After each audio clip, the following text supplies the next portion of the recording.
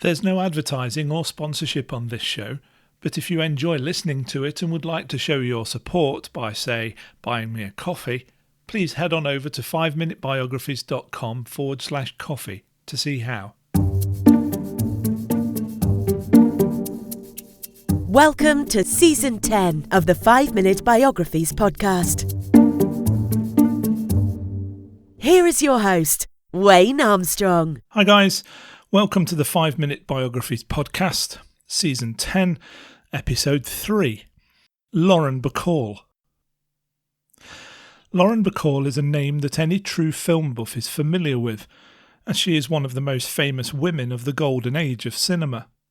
She was even named by the American Film Institute as one of the top 20 greatest female stars of classic Hollywood.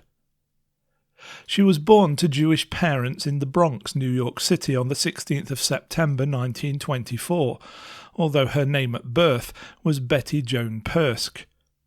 Her mother had emigrated from Romania in Eastern Europe and had entered the USA through Ellis Island, while her father was a second-generation immigrant whose parents had come to the United States from modern-day Belarus, which was then part of the Russian Empire and is also located in Eastern Europe. Her parents divorced when Lauren was quite young, after which she no longer had regular contact with her father. This resulted in her developing an incredibly close relationship with her mother, and in her adopting her mother's last name, which in Romanian is Bacall.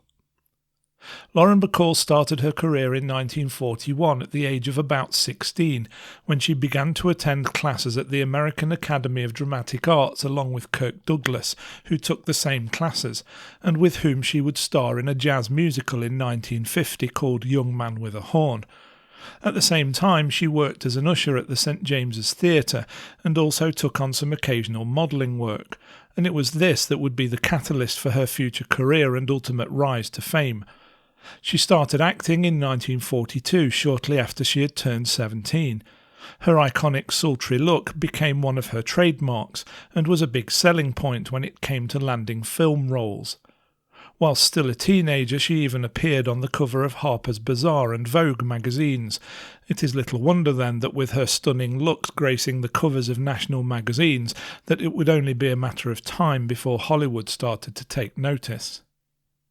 Howard Hanks, a Hollywood producer and director, asked his secretary to find out more about the model following prompting by his wife, as she might work well for a movie he was directing, which was called To Have and Have Not.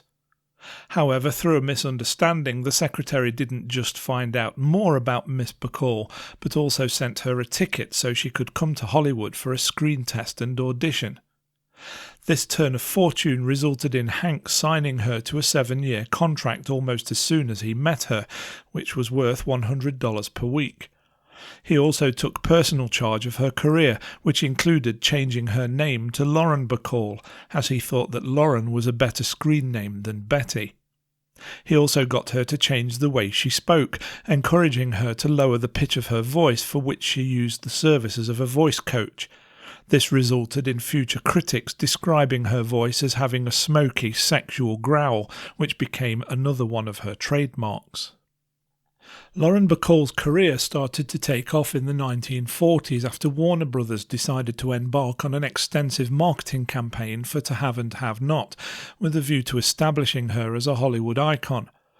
During this marketing push, she visited the National Press Club in Washington, D.C., where the Warner Brothers publishing agent asked Lauren to sit on a piano while the then Vice President, Harry S. Truman, played, thus creating a great photo opportunity for the young actress.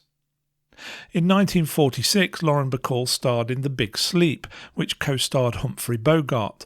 This would be the start of her career in film noir, a genre which she would be forever linked. Bacall and Bogart worked so well together that they starred in 2 more films, Dark Passage, which premiered in 1947, and 1948's Key Largo.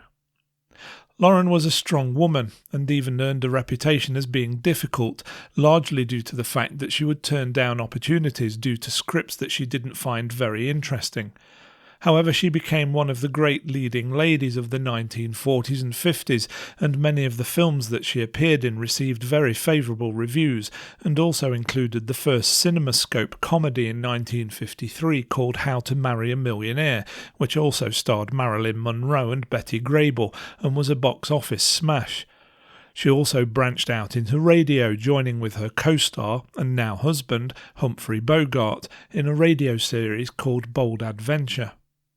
Despite being 25 years her senior, Humphrey Bogart was the love of young Lauren Bacall's life, and they were married on the 21st of May 1945.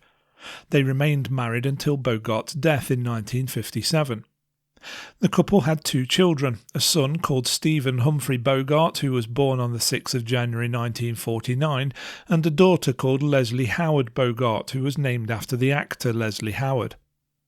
Following Bogart's death, Bacall had a short-lived relationship with Frank Sinatra before going on to marry Jason Robards on the 4th of July 1961. The couple had a son called Sam Robards on the 16th of December the same year, but Robards' alcoholism would ultimately lead to Bacall divorcing him 8 years later.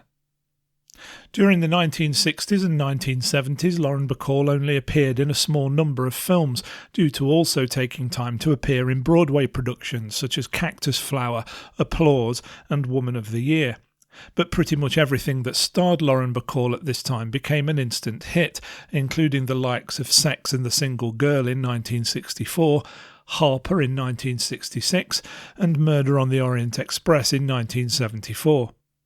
She appeared alongside many of the Hollywood greats at this time, including Henry Fonda, Tony Curtis, Natalie Wood, Paul Newman, Janet Leigh, Ingrid Bergman and Vanessa Redgrave, among others. In 1976, she starred opposite John Wayne in The Shootist, with the two becoming friends, even though politically they had very opposing views. Lauren Bacall had huge success in Hollywood throughout her life and continued to appear in movies in the 1980s and 1990s, including in The Fan, which was released in 1981, Appointment with Death in 1988, and even a small role in Misery in 1990. She won a BAFTA and was even nominated for an Oscar for Best Supporting Actress for her role in The Mirror Has Two Faces, which premiered in 1996. It was the first Oscar nomination of her career, despite it having spanned more than 50 years. She didn't win, but in 2010 the Academy presented her with an Academy Honorary Award. Her career continued into the 2000s with one final role, which was as a guest voice appearance in the show Family Guy in 2014 in the episode Mom's the Word. On 12th of August the same year, Lauren Bacall suffered a massive stroke at her apartment near Central Park in Manhattan. She was taken to New York Presbyterian Hospital, where it was confirmed that she had died, only 1 month shy of her 90th birthday. I hope you enjoyed that episode of 5 Minute Biographies. If you did, why not say thanks by buying me a coffee? Head on over to 5minutebiographies.com/coffee to see how.